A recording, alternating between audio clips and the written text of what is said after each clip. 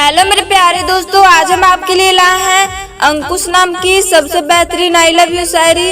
अगर शायरी का एक लाइन भी पसंद आए दोस्तों तो वीडियो को लाइक और चैनल को सब्सक्राइब जरूर कीजिएगा। तो चलिए दोस्तों, हम शायरी को स्टार्ट करते हैं।